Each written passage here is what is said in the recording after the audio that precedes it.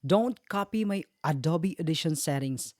Not yet. Kasi kapag na-miss mo tong isang step na to, mas lalong papangit ang audio mo. What's up guys? Ariel here. Today, ipapakita ko sa inyo yung exact Adobe Audition settings ko para sa clean YouTube voice. Walang plugins, walang arte. Bago mo i-copy ito, may isang bagay muna tayong aayusin. Kasi kung mali ito, kahit anong preset, walang silbi. Before any effects, bago tayo mag-EQ or compression, kailangan muna nating siguraduhin na tama ang recording natin. Recording level. Ito ang pinaka-importante sa buong video natin. When you record, ganito dapat ang itsura ng waveform mo. Peaks between negative 12 dB to negative 6 dB. Sa akin nga dito is nasa around negative 24 dB lang siya. Di masyadong malakas, hindi rin masyadong mahina. Hindi dapat umaabot sa red ang ating meter. Hindi ito suggestion, seatbelt ito. Kumbaga, pwede kang mag-drive kahit wala. Pero kapag bumangga ka,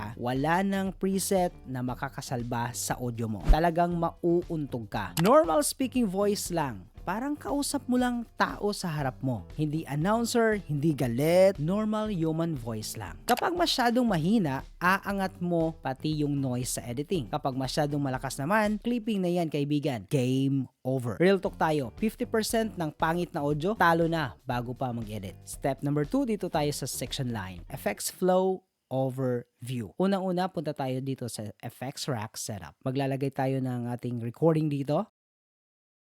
Okay, ito na yung audio natin kanina guys. Okay, 1, 2, 3. This is a test record.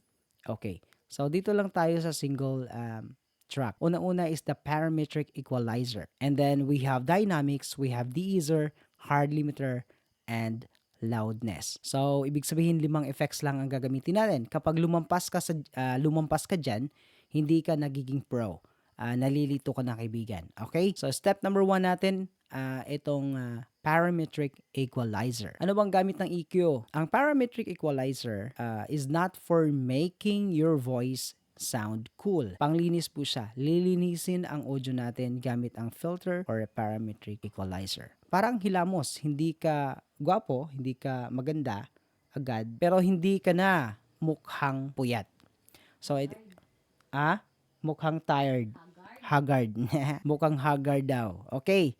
So, dito sa parametric equalizer, uunahin natin si high pass filter. So, dapat naka-on tong HP or high pass filter. So, dito sa frequency, lagyan natin kahit 80 Hz or 60 to 80 Hz. Lahat ng nasa mababa dyan is hindi siya boses. Ito yung mga tunog ng aircon, electric noise, desk vibration, or kahit yung room EQ. So, nandun na yon sa 50 Hz pababa. Next natin, cut around 250 to 350 Hz. Dito nang gagaling yung boxy sound. This is a test recording of my speaking voice. I am speaking at the normal volume and natural tone. There are no effects or filters applied to the... Okay, so ito yung kapag walang filter curve EQ or walang parametric. This is a test recording of my speaking voice. Yan yung audio kapag walang parametric equalizer. This is a test recording of my speaking voice.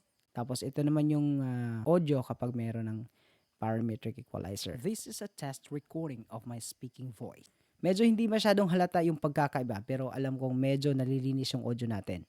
Again, dito sa high pass filter, ilalagay natin sa frequency 60 to 80 Hz. Tapos dito sa band 2, 250 Hz or 250 to 350 Hz. So dito nanggagaling yung mga boxy sounds, yung parang nagsasalita ka sa loob ng karton ng Shopee. Karton ng Shopee na mahinoon. Next, dito tayo sa step 3. So light boost tayo.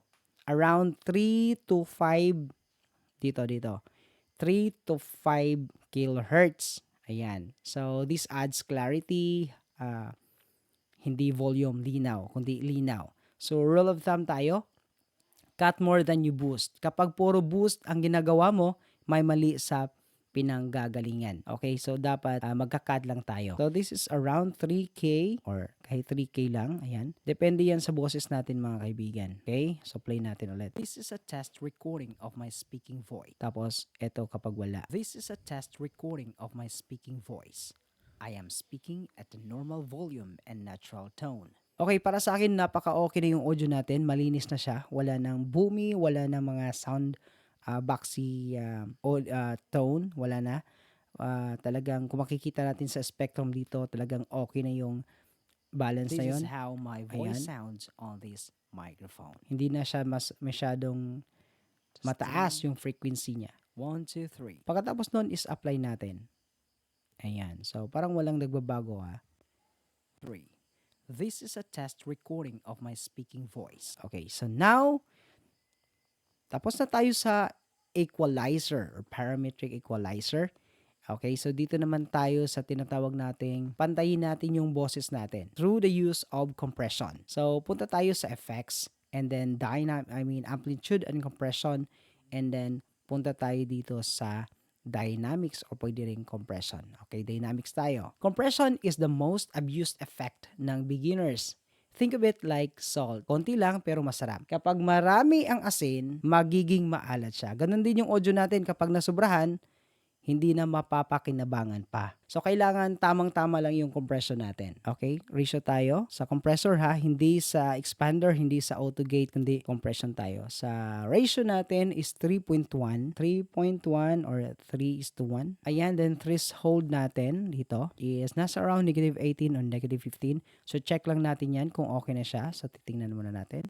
This is a test recording of my speaking voice. Kapag gagalawin natin yan to -18, tayo natin yung -18. Okay. So, balik tayo. This is a test recording of my speaking voice. Ayan. So, napaka-astig yung napakalinis yung, napaka-balance yung audio. So, the rest is okay na siya. Nasa default settings na siya. Then, click na lang natin yung apply. So, kung malinaw na siya, pero may tumutusok pa sa tenga, like, mga ganun na mga sounds, is puntahan na natin si Deezer. So, this is for harsh S or mga sh sounds. Yung bawat sentence natin na parang may ahas sa tabi, na ganon. So, punta tayo sa amplitude and compression, then the easer, okay? Sa frequency is nasa around 6.5 kilohertz or 6,500 hertz. Then slowly lower the threshold kung kinakailangan. Ito siya. Pero para sa akin is okay na yung default na de-easer ng Adobe Audition. So click lang natin yan. Check lang natin. There are no effects or filters applied to this audio. This is the sound of our audio without de-easer. This is a test recording of my speaking voice. And this is the sound of the audio with de-easer. This is a test recording of my speaking voice. I am speaking at a normal volume and natural tone. Okay, kapag okay na yung audio natin, para sa inyo okay na siya, click natin yung apply. So, hindi ka na nag-edit, nagte-therapy na tayo. Medyo okay na yung audio natin. Next natin is safety net tayo. Hard limiter. Okay, punta tayo dito sa effects again, and then amplitude and compression, and then we have hard limiter. So, ang hard limiter is the seat belt of your audio. Hindi para bumilis yung takbo, kundi para hindi ka mamamatay kapag may mali. Kumbaga, meron siyang limitation, okay? Ito yung hard limiter. So, halimbawa, yung audio natin is naka-hard limit up to -6 dB is hanggang sa -6 dB lang siya. Mag-stop siya doon mismo sa decibels na yon. Okay? So, ito yung settings natin. Uunahin muna natin si maximum amplitude. Sa maximum amplitude natin, nakalagay dito is -1. Okay? So, -1 ang ilalagay natin. dB. -1 dB. Ayan. And then, sa input boost, maglalagay tayo dito ng plus 2 dB. And then, sa look ahead time, na okay na yan, sa 7 ms. This makes your audio loud enough pero safe from clipping. Kahit saan mo i-upload, okay na yung audio natin. Hindi siya magki-clip. Okay, highlight natin yan and then click apply. Okay, so ayan. So last step natin, final polish natin, final polish. Go to amplitude and compression and then go to normalize process. So usually yung ginagamit natin is -3 dB yung normalization ng ating audio. Hit apply and then yan, boom. Lumalaki na yung waveform. This is a test Okay, lumalaki siya. Pero pansinin natin hindi siya nagki-clip. Titingnan natin yung meter ng Adobe Audition. Dito.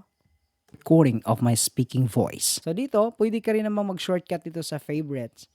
And then normalize -3 dB. Okay? So, yun lang yung mga effects na ginamit natin. So, una is the parametric equalizer, we have compression, we have hard limiter, we have de-easer, and the last we have normalized process. So this does not make your audio magically better, but it just makes sure na pantay at tama yung lakas compared sa ibang YouTube videos. Remember, clarity beats loudness always.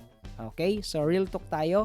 Before we end, ito ang dapat mong tandaan. These are my exact settings na ginawa natin, pero hindi pare-pareho yung boses natin. Pwedeng iba yung mic mo, pwedeng iba yung kwarto mo, iba yung way mo sa pagsasalita. So kung gumana ito sa akin, good.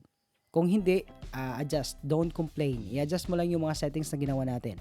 Walang preset na mas magaling kaysa sa marunong makinig. So ayan guys, so kung nakatulong ito sa inyo, hit like, comment, preset, gusto mo i-share ko to, and stop blaming your mic, of course. Hindi siya ang problema. So that's it guys. See you in the next video. Happy recording.